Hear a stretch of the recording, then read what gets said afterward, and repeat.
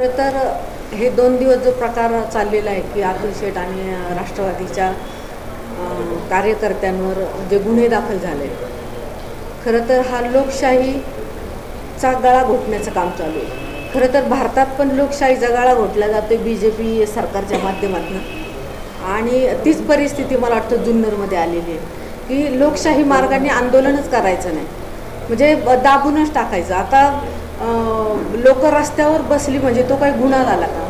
कारण आपल्याला लोकशाही मार्गाने एखादा न्याय मिळवायचा असेल तर लोक आंदोलन करतातच, आणि आंदोलन करीत असताना असे गुन्हे दाखल होणे म्हणजे तो लोकशाहीचा गळा घोटण्यात आलेला आहे असं माझं स्वतःचं स्पष्ट मत आहे।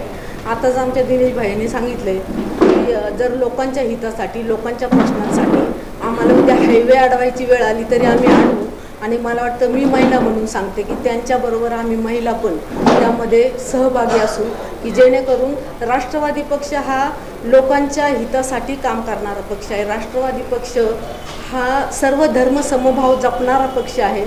राष्ट्रवादी पक्ष हा लोकांच्या हितासाठी काम करीत असताना अशी कामं घेऊन किंवा असं अन्यायाला वाचा फोडण्यासाठी रस्त्यावर येणारा पक्ष आहे, आणि तो रस्त्यावर आल्यानंतर त्यांच्यावरच गुन्हे दाखल करायचे आणि त्यांना कुठेतरी अडचणीत आणायचा प्रयत्न करायचा, हे अतिशय चुकीचं काम जुन्नर तालुक्यामध्ये चाललेलं आहे। आणि आमच्यासारख्या महिलासुद्धा ह्या चुकीच्या कामांना चोख प्रत्युत्तर दिल्याशिवाय राहणार नाही।